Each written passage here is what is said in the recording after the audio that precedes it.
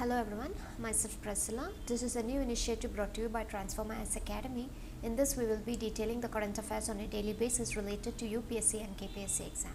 So let's get started for today's 19/6/2018 The Hindu analysis. So the first news item for the day is Rani Rashmoni commissioned. So we have Rani Rashmoni, the last of 5 fast petrol vessels of Indian Coast Guard constructed at Hindustan Shipyard Limited, was inducted into the Indian Coast Guard in Visakhapatnam on 18th June 2018. So earlierly we had like 4 such ships. One is Rani Abakka, then we have the Rani Avantibai, Rani Durgavati and Rani Gaidinulu. So these had been commissioned and they are in active service at the various locations on the eastern seaboard. So Rani Rashmoni is the last in the series of the 5 FPVs, and they are equipped with advanced sensors and latest equipment and are designed to perform the multitask such as surveillance, interdiction, search and rescue, anti-smuggling and anti-poaching operations. They are like almost like 51 meter ship is propelled by 3 MTU 4000 series diesel engines of 2720 capacity each, coupled with Rolls-Royce Kameba jets. Then we have the patrol vessel is fitted with an advanced global maritime distress and safety system to carry out the search and rescue operations. The other features include integrated bridge system, machinery control system, infrared communication system, and they includes one CRN-91 naval gun along with its fire control system. And the next information is that the shipyard had done a remarkable job in overall weight reduction and achieve a contractual speed of 35 knots. So Rani Rashmoni with a crew of 4 officers and 34 men will be based in Visakhapatnam. So Rani is the 5th one of the fast patrol vessels. The other 4 is earlier being inducted.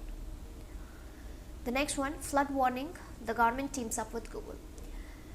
Actually, the Union Water Resource Ministry has teamed up with Google to generate the flood warnings. Currently, the Central Water Commission warns of flood based on the rising water levels in reservoirs and if these are nearing a dam, danger marks.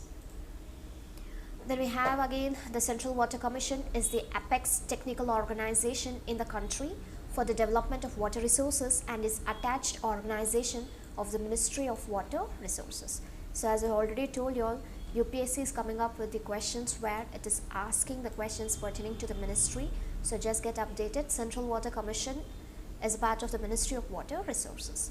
And this commission is responsible for initiating, coordinating, furthering and consultation with the state governments, the schemes for control, conservation, development and utilization of water resources throughout the country for the purpose of irrigation, flood management, power generation, navigation and etc.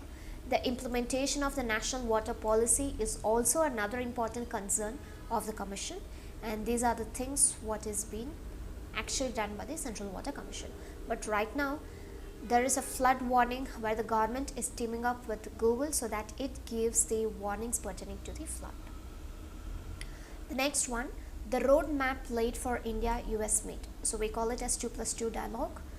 In foreign policy parlance, there are like 2+2 in the term used for the institutionalization of a dialogue mechanism between the two countries consisting of the key ministries of the defense and central affairs. So Indian and US experts began consultation for the upcoming meeting 2+2 dialogue between the Minister of External Affairs and Defense with their US counterparts. To strengthen the defense cooperation, the two nations will discuss on communication, compatibility, security agreement, intelligence sharing agreement and counter-terror cooperation. So these are the areas where the two countries are really trying to work on, and the sale of armed drones is also an agenda of the meeting.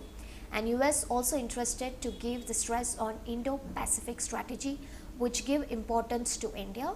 And apart from that, the US Pacific Command was recently renamed to Indo-Pacific Command, which means that they're symbolically talking about the significance of US attaches to India in the region. And next is there are 4 foundational agreements between the two nations. One is communication compatibility security agreement that helps the US to intensify its defense cooperation with the partner nation. Second, Basic Exchange and Cooperation Agreement for Geospatial Cooperation, and third, General Security for Military Information Agreement, and fourth, Logistic Exchange Memorandum of Agreement, which give both nations access to each other's military facilities. So out of these four foundational agreements, two of them are yet to be signed. The next we have about the first one, COMCASA. So it will facilitate the transfer of encrypted communication systems. It will facilitate the sharing of high-tech military hardware, especially armed drones, which the US is willing to supply to India. As a part of improving the high-tech cooperation, both sides announced the ambitious defense technology and trade initiatives.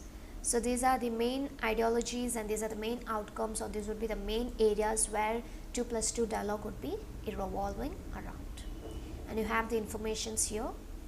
The next one, paper setters to receive training. So this is about the National Testing Agency. Actually, the central government is planning to set up a national testing agency, and this will provide a training to paper setters to frame better question papers and also to provide a proper model answers. Presently, there are no system for paper setting training in the country, and the creation of the National Testing Agency was approved by the Union Cabinet in November 2017. And it will get a one-time grant of 25 crore with an aim to make it financially self-sustainable. The National Testing Agency will overtake the conduction of all competitive examinations from the CBSE except the 10th and 12th board examinations. So except the 10th and 12th, the entire CBSE competitive examinations, all of them would be under the scrutiny of the National Testing Agency. The next one, in the shadow of FARC. So you have the Revolutionary Armed Force of Colombia, that the People's Army was a guerrilla movement, and it was involved in the continuing the Colombian armed conflict from 1964 to 2017. So it was known to employ a variety of military tactics. But if you really see how they actually operate this and how they have been funded is by kidnap, ransom, illegal mining, extortion, taxation of various forms of economic activity, production, distribution of illegal drugs. In 2016, the peace deal was signed with the FARC. The outgoing President Manuel signed the peace accord with the Revolutionary Armed Force of Colombia, formally ended more than 50 years of the conflict that left at least 220,000 people dead and more than 7 million displaced. But right now the issue is that there is a conservative A1 has won the Colombian presidential election right now, putting the landmark 2016 peace deal with the FARC at risk. So the outgoing president made a deal and now the incoming president has come in, so which means that there would be a risk for the deal which is being dealt by the outgoing president with the Revolutionary Armed Forces of Colombia. And the right-wing candidate has pledged to roll back the parts of the landmark 2016 peace accord with the FARC group. So this is about the news items for 19/6/2018.